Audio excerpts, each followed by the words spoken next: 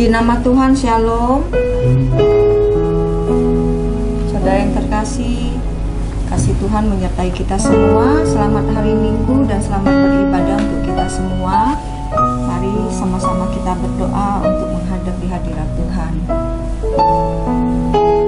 Kami naikkan syukur bagimu Bapa yang baik, Bapa yang selalu memelihara hidup kami, Bapa yang selalu mengasihi kami tak terbatas. Ya Tuhan, terima kasih untuk penyertaan-Mu yang sempurna di dalam hidup kami. Berkati ibadah ini, kami mempersiapkan hati kami, diri kami untuk datang menghadap di hadirat-Mu.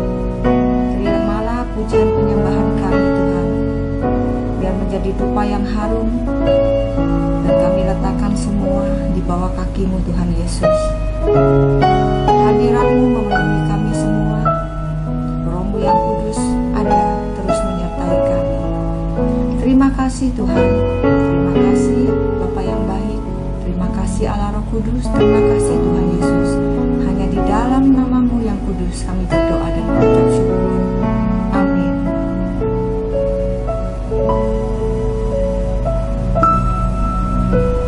Tuhan, ku mau menyenangkan-Mu.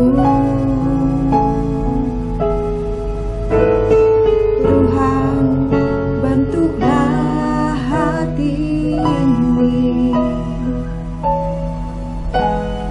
jadi bejana untuk hormat-Mu,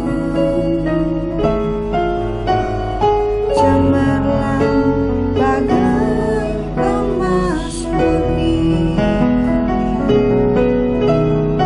Tuhan, ku serahkan hatiku,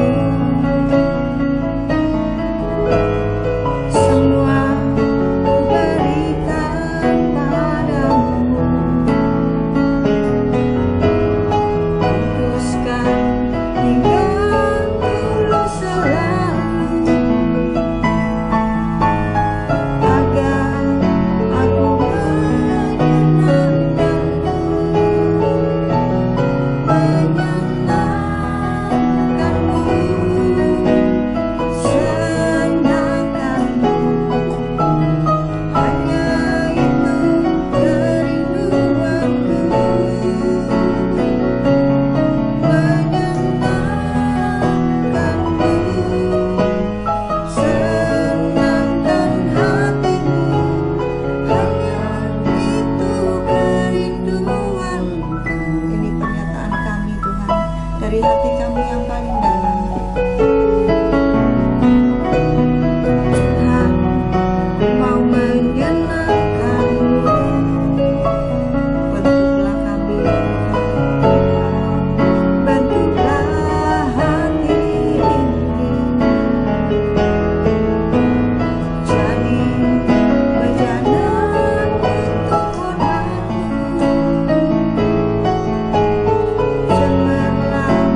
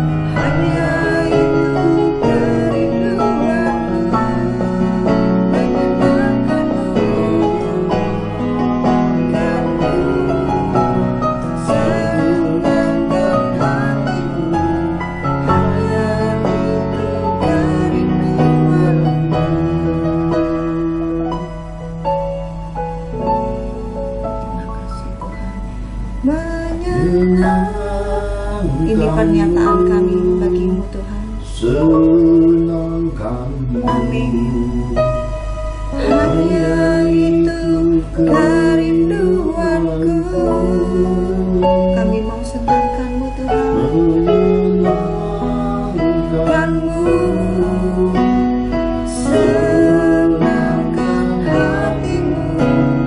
Hanya itu kerinduanku.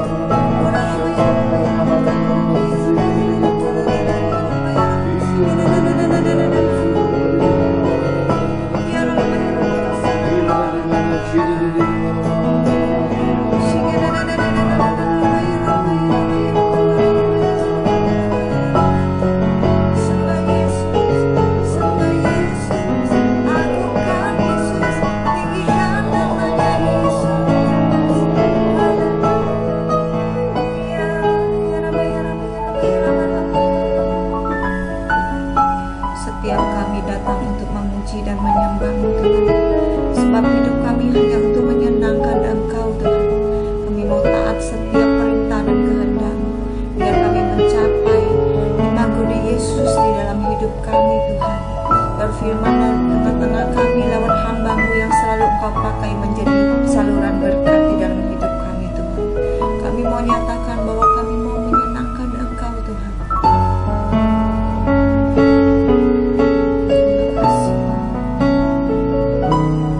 Menyenangkanmu,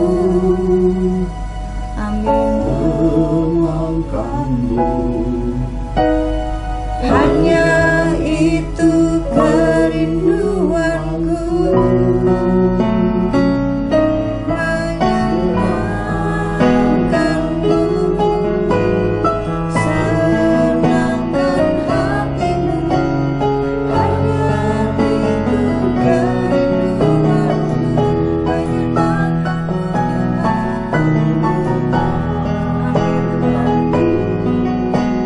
Senangkan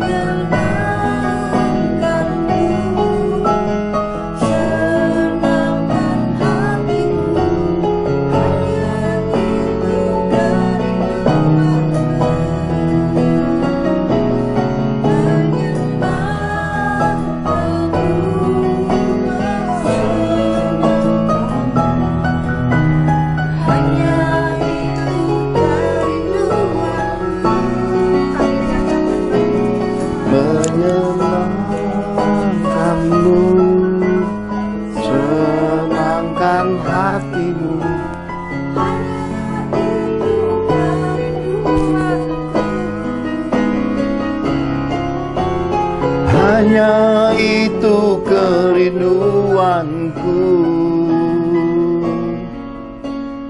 hanya itu kerinduanku. Sebab kami hidup untuk menyenangkan akan hati Tuhan. Kami dan sisi keluarga kami beribadah mencari wajah Tuhan, hidup seturut kehendak Tuhan, hidup dalam kebenaran firman, tinggal di dalam kasih Yesus. Hanya hidup sebagai penyembah untuk menyenangkan akan hati Tuhan. Penuhi kami dengan kasih karunia-Mu, berkati kami lagi Tuhan. Anugerahkan kasih dan kebenaran firman-Mu, curahkan roh hikmat, pengertian, pengenalan benar akan Kau, dan berkati kami semua. Di dalam nama Tuhan Yesus kami telah berdoa dan mengucap syukur. Mari semua kita yang cinta Tuhan Yesus sama-sama katakan amin. Shalom Bapak Ibu terkasih di dalam Tuhan. Hidup terkadang tidak bisa kita pahami. Terkadang terjadi banyak perkara sulit kita pahami, tetapi lepas kita menyelesaikan perkara-perkara itu, baru understanding, pengertiannya kita dapat. Karena itu Bapak Ibu terkasih di dalam Tuhan, segala sesuatu butuh waktu, butuh kasih karunia, butuh hikmat dan pengertian yang dari Tuhan untuk kita menangkap maksud-maksud Tuhan di dalam kehidupan ini. Tema firman Tuhan kita hari ini adalah hati hamba. Akan ada banyak pesan profetik, akan ada petua-petua daripada nasihat-nasihat yang berdimensi hikmat dan rohnya akan menyatakan kepada kita hal apa saja yang dipesankan Tuhan sekaitan hidup kita, hidup berkeluarga, sekaitan hidup pribadi, sekaitan hidup melayani, sekaitan hidup kita sebagai orang-orang yang hidup di bumi seperti di sorga. Haleluya. Mari kita lihat bagian yang pertama, apa yang tertulis di dalam 1 Korintus 4 ayat 1 sampai yang ke-5.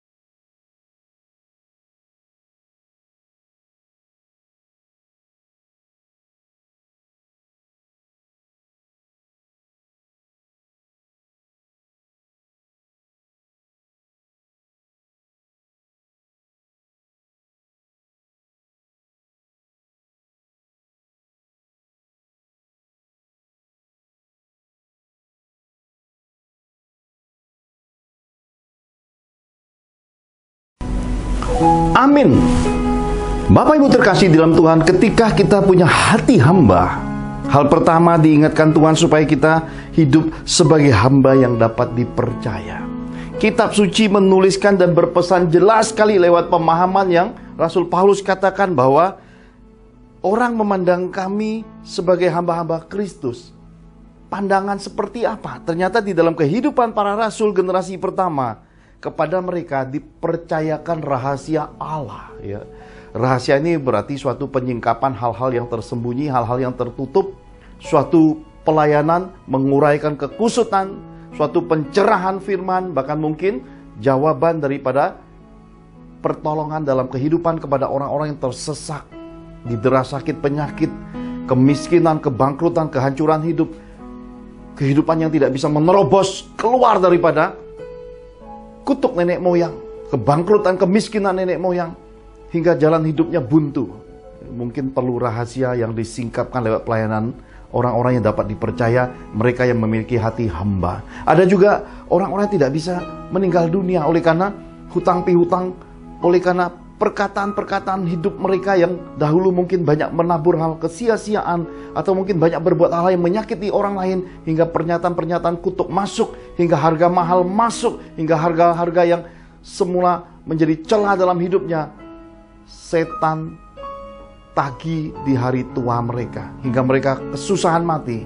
Dan dibutuhkan hamba yang punya hati, hamba-hamba yang dapat dipercaya Tuhan untuk melayani jalan pelepasan, untuk membawa orang-orang yang dalam kehidupan ini terseret dalam kehidupannya begitu susah meninggalnya untuk mereka mengalami kasih karunia Tuhan. Nah, Bapak Ibu terkasih di dalam Tuhan, diingatkan kepada kita, hidup sebagai hamba yang dapat dipercaya tidak luput daripada suatu tanda, yaitu sering dihakimi, sering difitnah oleh orang-orang seiman dalam kehidupan ini. Kitab suci mengingatkan kepada kita bahwa bukan hanya penghakiman saudara-saudara seiman, bahkan mengalami suatu keadaan yang disebut pengadilan manusia. Jadi saya percaya bahwa orang-orang yang punya hati hamba, setan benci kepada mereka. Ini jelas sekali. Kenapa? Karena kitab suci pesankan fitnahan, cacian, deraan, bahkan tuntutan lewat pengadilan manusia mereka alami. Bapak Ibu terkasih di dalam Tuhan, mana yang kita pilih? Hidup disukai manusia, dipuji manusia, ataukah disukai oleh Tuhan? Kita harus memilih jalan kehidupan seperti ini. Karena seringkali ketika kita mengejar pujian manusia, kita terjebak pada dosa kemunafikan. Kita mematikan hati nurani, kita berusaha hidup sebagai seorang hamba daripada manusia, menjilat, kompromi terhadap dosa, kita sembunyikan kebenaran, kita bela yang namanya kesalahan dan dosa dan segala bentuk kejahatan. Pada akhirnya kita hidup dalam dimensi kemurkaan Tuhan. Karena kita menimbun bara pada diri kita sendiri oleh karena kita hidup mengejar puji-pujian manusia. Ada banyak sekali orang-orang melayani Tuhan, hidup dalam organisasi, melihat banyak hal yang tidak pada tempatnya, pelanggaran firman, hidup yang penuh dengan kemunafikan dan dosa. Mereka tidak berani berkata-kata, karena kalau mereka bicara kebenaran, mereka akan dipecat. Mereka akan kehilangan penghasilan. Pada akhirnya, orang-orang yang terjebak pada situasi seperti ini, iman mereka kandas, hati nurani mereka terluka. Ini tak ada ubahnya seperti kehidupan Lot. Kenapa? Karena melihat kejahatan di depan mata, tetapi tidak bisa bersikap, tidak bisa mengambil tindakan sebagaimana firman yang ada di dalam dirinya. Ini adalah kehidupan yang menyedihkan, memilukan, dan membuat kehidupan ini pada akhirnya kepahitan mendera hidupnya. Bapak Ibu terkasih di dalam Tuhan, pilihlah Tuhan. Di mana ada roh Allah, di situ ada kemerdekaan. Sebab seorang hamba yang dapat dipercaya adalah seorang hamba yang punya roh Allah, di mana hidupnya merdeka. Mereka tidak terikat dengan siapapun, tidak sungkan dengan siapapun, mereka tidak takut dengan apapun, dan mereka hidup di jalan Tuhan, hidup disertai Tuhan. Pelayanan mereka, perkataan mereka, pemberitaan Injil dalam hidup mereka adalah tulus dan murni, oleh karena mereka mengabdi di jalan salib ini. Mereka tidak pandang mata, mereka tidak pandang muka, mereka tidak membuat kasta-kasta, mereka tidak tebang pilih. Mereka hidup melayani menurut apa yang Roh Kudus tuntun, menurut apa yang firman nyatakan. Maka mereka hidup menurut ketetapan dan hukum-hukum Tuhan. Hidup mereka sebagai hamba yang dapat dipercaya, hamba-hamba yang memang dikenan Tuhan dalam kehidupan. Hidup melayani di bumi sampai ke sorga. Sungguh luar biasa dikaruniakan hati hamba, Bapak Ibu. Kenapa? Hanya orang-orang yang punya hati hamba yang bisa hidup sebagai hamba yang dapat dipercaya oleh Tuhan ataupun sesama. Kita percaya bahwa di dalam kehidupan akhir zaman ini ada banyak sekali muncul hamba-hamba karbitan, ya. Orang-orang yang tiba-tiba sudah berdiri ingin jadi guru, ingin jadi pengkhotbah rohani, tiba-tiba sudah bawa nama Tuhan, tanpa fondasi yang kuat, tanpa pemahaman pengenalan Tuhan yang tepat, tanpa pembekalan pengetahuan yang cukup, tanpa rekam jejak yang jelas, tanpa kita kenal bobot bibit bebet kehidupan berkeluarganya, kehidupan nenek moyangnya, dan garis rumpun daripada kepribadian yang diwariskan dalam hidupnya, tiba-tiba sudah jadi hamba-hamba. Nah, Bapak Ibu terkasih di dalam Tuhan, minggu depan saya akan menyampaikan secara khusus pesan peringatan roh, ya, peringatan Tuhan tentang keadaan yang akan terjadi mulai Agustus bulan depan. Saya sampaikan bagaimanakah roh menyatakan kepada saya tentang hamba-hamba yang akan jatuh, hamba-hamba yang tidak dapat dipercaya. Sesi khusus kita akan lihat di ibadah minggu depan. Karena apa Bapak Ibu? Karena waktunya akan efektif karena dikupas secara khusus. Dan kita bisa paham bahwa kehidupan ini harus mendalam, berakar di dalam Yesus. Fondasinya kuat, pengenalannya kuat, pemahaman tentang firman, pengetahuan tentang firman cukup, mengalami Tuhan dalam dimensi pengalaman pribadi yang cukup, bobot bibit bebet kehidupannya, dikenal jelas keluarganya, garis keturunannya, bahkan nenek moyangnya dia perbaiki kesalahan dan kelemahan yang ada, bahkan rekam jejaknya jelas. Tuhan mencari hamba-hamba yang dapat dipercaya.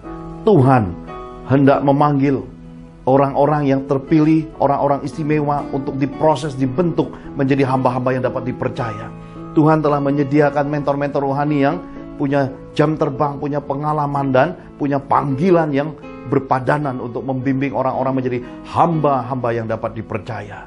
Panggilan ini telah tiba. Haleluya. Mari kita lihat bagian yang kedua. 1 Timotius 3 ayat 1 sampai ke 5. 1 Timotius 3 ayat 1 sampai 5, demikian Tuhan berfirman. Benarlah perkataan ini, orang yang menghendaki jabatan penilik jemaat menginginkan pekerjaan yang indah.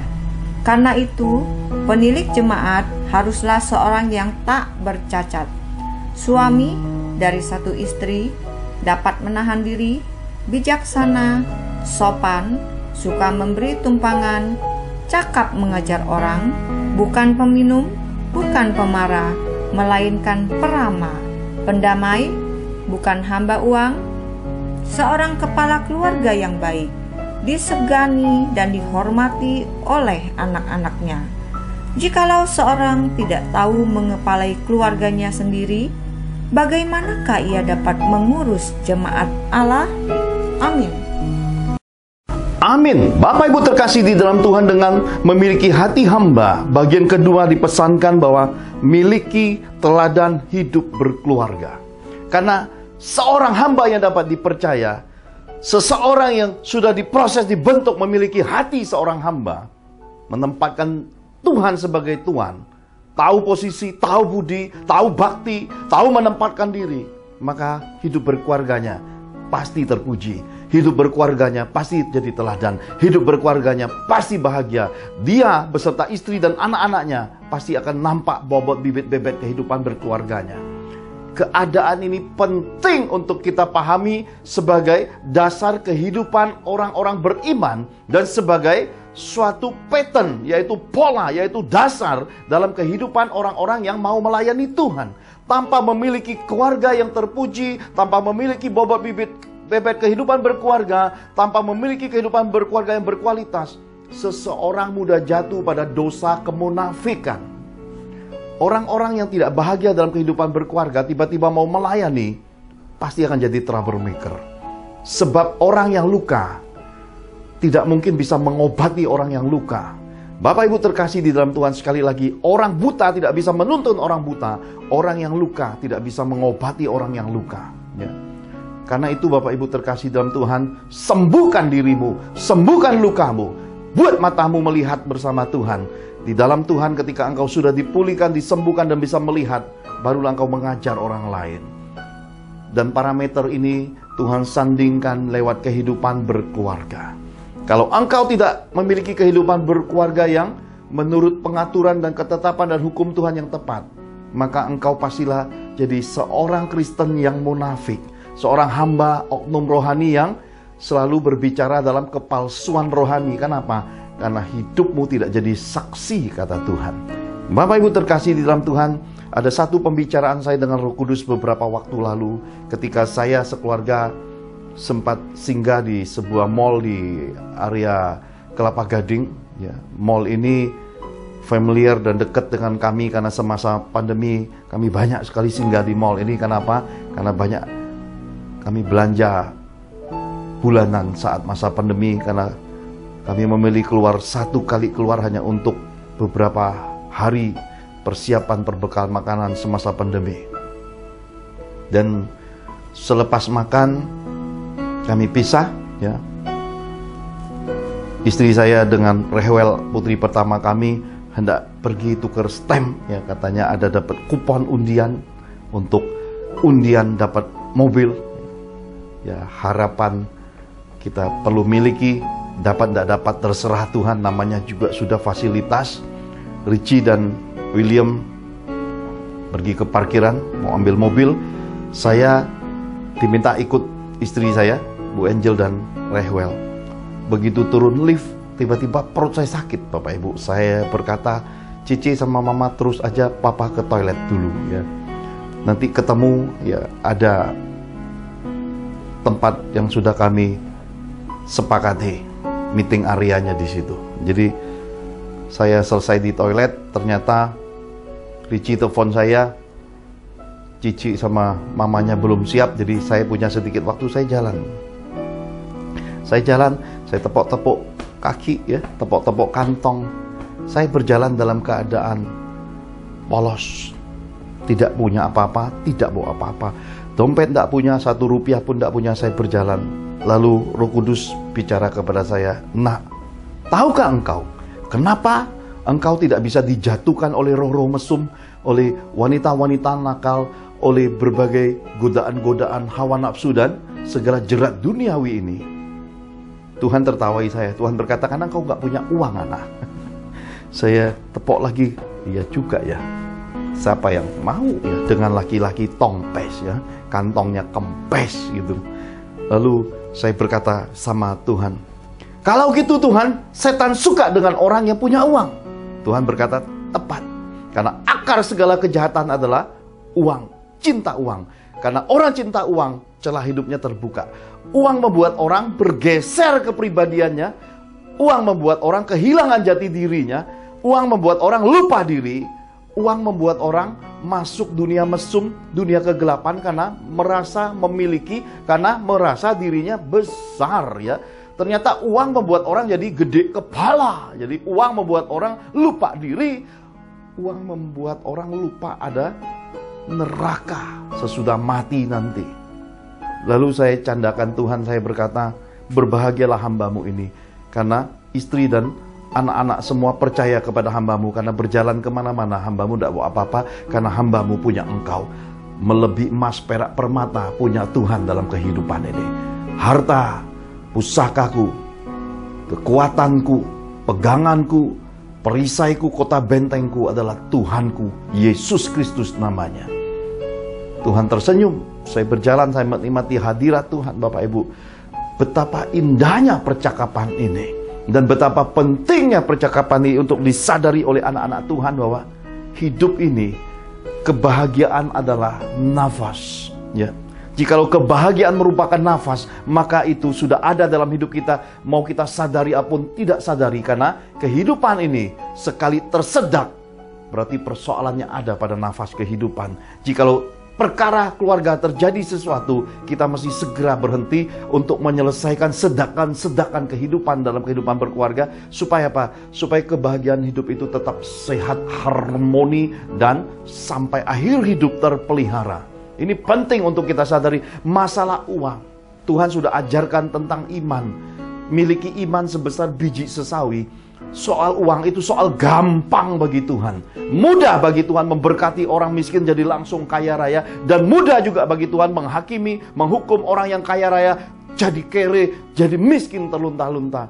Mudah bagi Tuhan untuk memberkati kita anak-anaknya, karena Dia yang punya semesta alam. Karena itu janganlah hidup untuk mikirkan uang terus. Uang bukan segala-galanya. Karena kalau engkau jatuh karena uang, pada akhirnya uang tidak menyelamatkan hidupmu. Lihat pertukaran uang dengan penyakit. Uang tidak menjamin orang bisa sembuh, tetapi kuasa Tuhan, Yehovah Rafa, cara Yesus, bilur-bilur Yesus menyembuhkan kita. Ada banyak orang membuktikan itu bahwa di dalam Tuhan, jangankan bicara penyakit, mereka hidup panjang umur, sehat sampai akhir hidupnya, kedapatan hidupnya dipagari Tuhan, disertai Tuhan, dan dikaruniakan Tuhan kesehatan yang luar biasa. Mana yang Bapak Ibu pilih? Pilih Tuhan ataukah pilih uang? Kita pilih Tuhan. Miliki kasih karunia Tuhan, pemeliharaan, perlindungan, penyertaannya. Dan kalaupun uang masuk dalam hidup kita, tetap punya hati hamba. hati yang dapat dipercaya, hati yang menjadikan uang itu sebagai berkat dalam kehidupan berkeluarga. Saya dengan istri saya, kami rela bayar harga mahal untuk mendidik anak-anak kami mencapai level nation. Meskipun saya anak kelahiran cucu orang-orang gunung, Bapak Ibu, merantau ke kota, memenangkan pertarungan iman dan diberkati dengan perbekalan ini cukup bagi anak-anak saya, punya tempat, punya rumah untuk berteduh, punya perbekalan uang pemeliharaan Tuhan untuk selesaikan kuliah. Dan saya mau dorong sekarang dengan apa yang Tuhan beri dalam hidup kami, dengan cukup Bapak Ibu, tidak berlebihan tapi cukup buat anak-anak kami melihat dimensi nation. Saya ingin anak-anak saya melihat kekayaan kemuliaan Tuhan di antara bangsa-bangsa, bahwa dengan membuka frame pikiran yang terbuka, mata yang melihat, telinga yang mendengar, dan mulut yang mengecap kekayaan Tuhan di antara bangsa-bangsa, saya berharap level generasi keturunan saya, sebagaimana Tuhan pesan nanti akan ada generasi yang lahir pada generasi ke-7, munculnya orang besar dari rumpun garis keturunan The Johan Family. Saya memulai semua ini dari generasi saya, karena beberapa catatan dan pelajaran sejarah bangsa-bangsa dan kerajaan dinasti Tuhan juga sudah ajar ke saya melihat semua itu. Tidak ada sesuatu yang besar datang di masa depan tanpa ada perbekalan, tanpa ada benih yang ditanam di hari ini. Ingatlah Bapak Ibu terkasih di dalam Tuhan, jikalau Tuhan memilih engkau untuk menjadi orang besar, Tuhan pasti akan fokus memperbaiki garis keturunanmu. Tuhan akan memperbaiki manner attitude hidupmu, manusia dalammu. Jangan lari dari proses ini. Kenapa? Karena seiring proses ini, uang itu menyertai Bapak Ibu. Kenapa? Karena benih itu Tuhan yang menyediakan.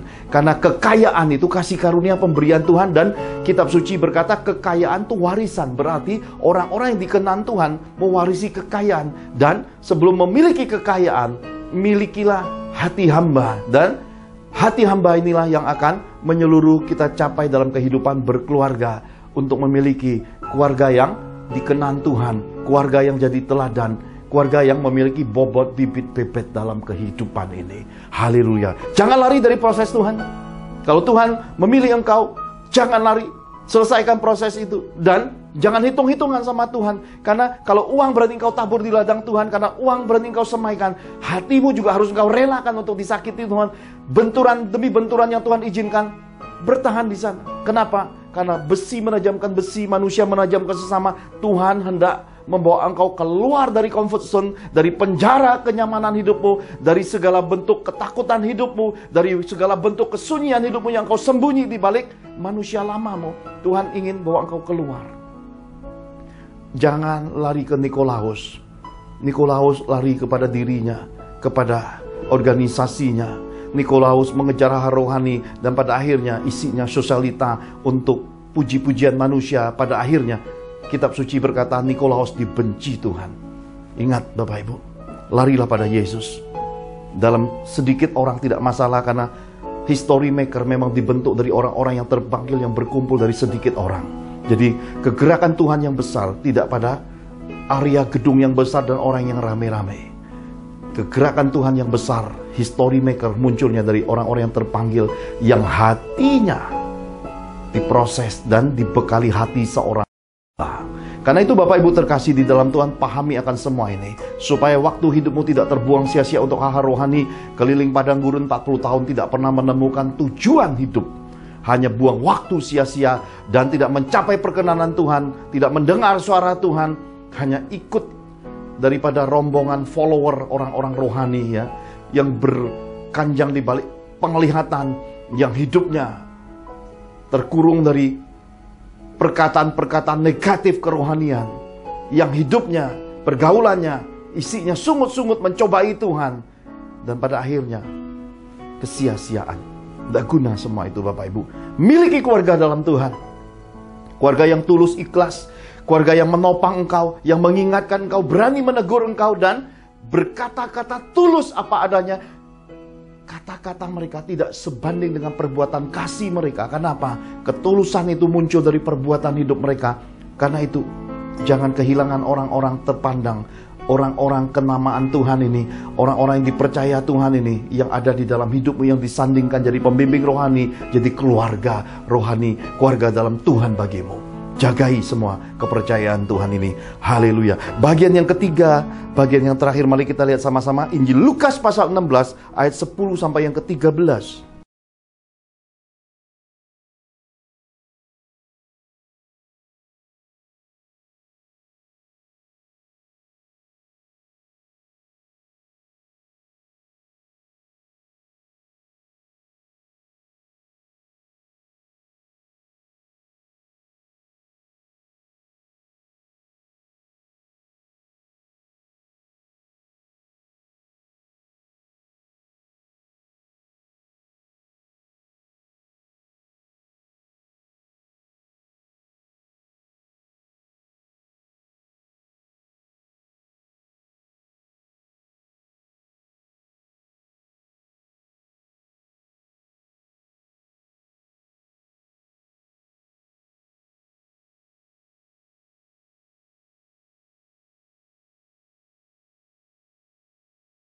Amin.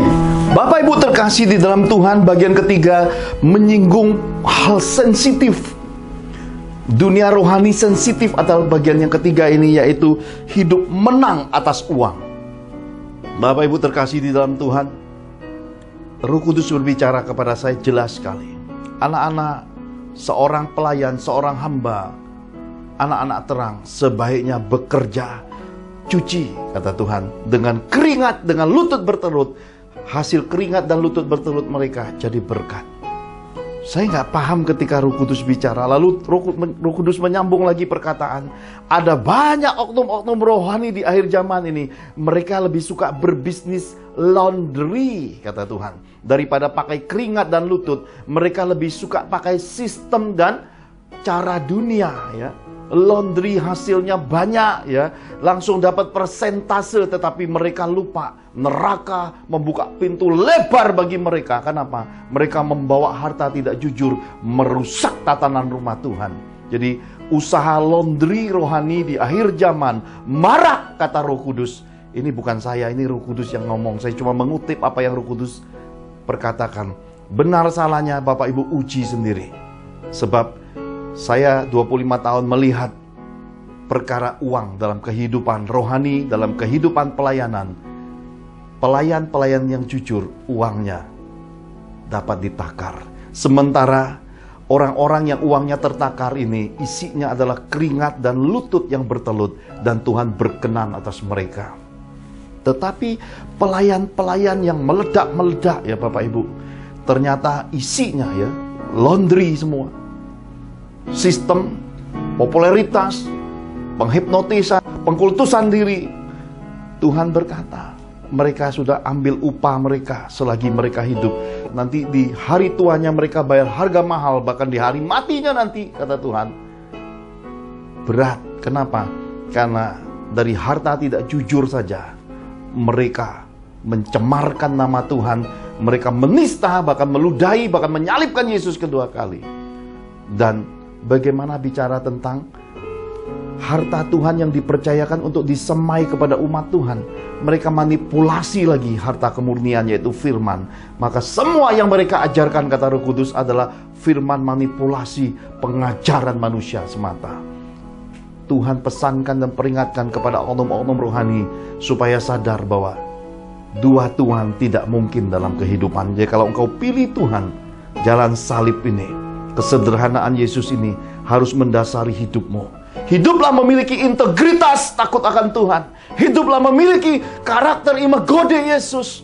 Hiduplah mencapai jalan yang sempit, pintu yang kecil dan sesak itu, masuki sorga Yesus, dan perbekalan kekayaan yang Tuhan beri di dalam hidupmu. Mari semaikan dengan ketulusan, dengan keikhlasan, dan dengan kesaksian hidup, supaya umat Tuhan benar-benar mengenal Tuhan, umat Tuhan didewasakan, dan engkau sebagai hamba adalah hamba yang benar-benar memuliakan Tuhanmu, yaitu Yesus, pemilik sorga kehidupan ini. Tuhan peringatkan kepada kita, Bapak Ibu, hidup menang atas uang ini sangatlah penting, dan hanya orang-orang yang punya hati hamba, orang yang takut akan Tuhan adalah orang yang punya hati hamba, orang yang tahu jalan Tuhan, yang mengenal jalan Tuhan, yang memilih menjaga hati nuraninya, yang memilih untuk menguduskan dirinya, hidup takut akan Tuhan, menjagai hidupnya menurut firman. Hanya kepada mereka Tuhan membentangkan jalan-jalan dan menyatakan pengertian bahwa jalan yang kecil sempit, pintu yang kecil sesak itu bisa dilewati dengan tuntunan Tuhan yang murni. Karena itu Bapak Ibu terkasih di dalam Tuhan, selalu akan ada kejatuhan di dunia rohani, kata Roh Kudus. Kejatuhan ini janganlah membuat engkau takut, kaget, ataupun akhirnya kecewa kepada Tuhan. Kenapa? Karena Tuhan sudah pesankan dua hamba roh, pelayanan dengan keringat dan lutut yang bertelut. Mereka mengandalkan Tuhan dan berdoa dan menjagai semua hal dalam hidupnya hanya untuk Tuhan. Sementara ada satu pelayan lagi, hamba upahan, isinya laundry, sistem pengkultusan dan penghipnotisan, memperhamba umat dan dirinya yang mengecap kemuliaan. Pada akhirnya mereka mencuri kemuliaan Tuhan. Dua sisi ini sudah Tuhan pesankan. Yang satu akan selesai dengan finish strong dan nama Tuhan disandingkan dalam hidup mereka. Mereka berkemuliaan di hari matinya, di hari tuanya. Bahkan kekuatan kasih karunia Tuhan sangat nyata. Dan di hari mereka dijemput Tuhan, seluruh dunia bisa melihat perkenanan Tuhan. Sementara hamba upahan hancur di hari tua, garis keturunannya berantakan, hidup berkeluarganya tidak ada jadi contoh, bahkan tercela. Tetapi umat Tuhan yang hidup dalam kedagingan begitu banyak di akhir zaman tetap mengkultuskan mereka. Kenapa? Karena sepertiga dunia ini sudah rusak, Bapak Ibu. Sepertiga ini kamir oleh kejatuhan para malaikat. Sepertiga ini isinya semuanya adalah manusia-manusia rohani yang penuh dengan nafsu kedagingan, yang isinya adalah kekristenan lahiriah. Lahiriah semata yang mereka kejar. Manusia rohnya tidak terbentuk, kedewasaannya tidak ada, hidup takut akan Tuhannya tidak ada. Segala kehidupannya adalah kemunafikan dan topeng-topeng rohani, dan kehidupan yang pada akhirnya kita tahu pengejaran hidupnya berfokus pada uang. Ini Tuhan singkapkan kepada kita. Marilah kepadaku, kata Tuhan, kamu yang lemah letih berbeban berat. Marilah datang, kata Roh. Waktunya sudah tiba, waktunya sudah sangat dekat. Persiapkan dirimu dan keluargamu. Capai apa yang Tuhan pesankan ini. Uang, sekalipun Tuhan sudah karuniakan kepadamu bisnis besar, uang yang besar, uang yang banyak, kekayaan yang hebat, letakkan di bawah kakimu. Karena sorga di mana Tuhan bertata, sorga itu lantainya dari emas dan permata, diinjak-injak orang kudus saat kita sampai sorga Yesus nanti. Maka sebagaimana firman berkata, engkau hidup di bumi seperti di sorga. Selagi di bumi juga uang ini jadi tumpuan kaki. Uang kita pakai untuk mengumpulkan harta di sorga. Uang kita pakai untuk mendukung pekerjaan Tuhan. Uang kita pakai untuk disemaikan jadi benih di ladang Tuhan. Uang kita pakai dengan bijaksana, pakai menurut pengaturan Tuhan. Hidup sederhana, banyak uang tetap pribadinya pribadi yang sederhana. Banyak uang tetap pribadi yang takut akan Tuhan. Banyak uang keluarganya tetap bahagia. Banyak uang tetap jadi berkat. Banyak uang tidak dimakan sendiri, tidak egois, tidak jadi sombong, arogan, tetapi tetap jadi berkat bagi banyak orang, hidup bermurah. Apa yang Tuhan beri dalam hidupmu? Ketika Tuhan beri kesempatan engkau untuk menabur, untuk menyemaikan benih-benih di dalam kegerakan Tuhan yang besar, di ladang Tuhan, di misi penginjilan, di dalam pembangunan rumah Tuhan, itu adalah kesempatan berharga selagi hidup. Tidak setiap orang, tidak setiap musim orang-orang memiliki kesempatan berharga itu. Raih semua itu. Raih panggilan Tuhan di dalam hidupmu sebagaimana Yesus memanggil murid-murid. Tinggalkan rombongan Yohanes Pembaptis yang ramai. Tinggalkan roh-roh agamawi di balik Taurat, di balik organisasi, di balik Farisi. Tinggalkan, ikut Yesus untuk dimuridkan. Hanya orang-orang yang dimuridkan akan memiliki hati hamba. Hanya orang-orang yang dimuridkan yang dapat dipercaya Tuhan. Hanya orang-orang yang dimuridkan bisa melihat kunci kehidupan dan menemukan rahasia kehidupan. Apa yang dikenan Tuhan selagi kita hidup sampai kita kembali ke sorga nanti. Haleluya. Bapak Ibu terkasih di dalam Tuhan, pesan-pesan profetik, pesan-pesan peringatan Tuhan ini, mari kita renungkan dengan hati yang terbuka, dengan hati yang penuh damai, untuk kita mengkoreksi hidup kita, supaya hari ini pintu kasih karunia Tuhan yang terbuka bagi kita, panggilan roh dan apa yang roh pendengarkan ini, kita berkata, ini aku Tuhan, proses aku bertobat, ini aku Tuhan, pakai hidupku, dan jadikanlah aku alat sebagai hamba-Mu yang dapat dipercaya, hamba yang hidup memiliki hati-Mu dan hidup berkenan kepadamu. Dan pakailah keluargaku, proses sempurnakan keluargaku, garis keturunanku, supaya garis keturunanku pun mencapai hidup yang berkenan kepadamu. Haleluya. Kita akhiri ibadah ini. Pastor William akan tutup dengan doa untuk kita menerima berkat-berkat Bapa Surgawi. Mari kita angkat kedua tangan kita sama-sama di hadapan Tuhan. Bapak Ibu terkasih dalam Tuhan Yesus, pencerahan firman tentang hati hamba mengajarkan 3 hal kepada kita. Yang pertama, hamba yang dapat dipercaya Tuhan kehendaki agar setiap kita dapat dipercaya dan semakin diberkati, akan semakin rendah hati, hidup dengan hati yang selalu bermurah dan rajin berbuat baik. Yang kedua, teladan hidup berkeluarga. Penting memiliki keluarga yang hidup sepadan akan firman Tuhan dan hidup berkeluarga yang bahagia. Hidup berkeluarga yang berkualitas meluputkan kita dari dosa kemunafikan hidup. Yang ketiga dan terakhir, hidup menang atas uang. Tuhan kehendaki kita jadi tuan atas berkat keuangan. Semua berkat Tuhan, khususnya uang, agar kita tabur kembali ke ladang Tuhan, sehingga kita mengumpulkan harta di sorga sesuai dengan pesan Tuhan Yesus. Kita hidup kaya di bumi seperti di sorga. Haleluya. Bapak Ibu terkasih dalam Tuhan, mari kita akhiri ibadah ini dengan doa sehati menerima berkat-berkat Bapa Surgawi. Mari kita angkat kedua tangan kita di hadiratnya. Demi otoritas Bapa Surgawi, terbukalah tingkap-tingkap langit dan disediakannya benih-benih terbaik dalam kehidupan. Diberkatinya hidup kita, apa saja yang kita kerjakan dibuat Tuhan berhasil. Para malaikatnya diutusnya melindungi hidup kita dan melindungi keluarga kita. Perbekalan makanan kita disediakannya, berkat keuangan kita dilimpahkannya, berangkas dan rekening bank kita diisi Tuhan dengan limpahnya. Dalam kemuliaan Bapa, dalam anugerah Tuhan Yesus, dalam persekutuan Roh Kudus, kita terima semua berkat-berkat ini. Sama-sama kita katakan amin. Amin. Tuhan Yesus memberkati. Tuhan, ku mau menyenangkan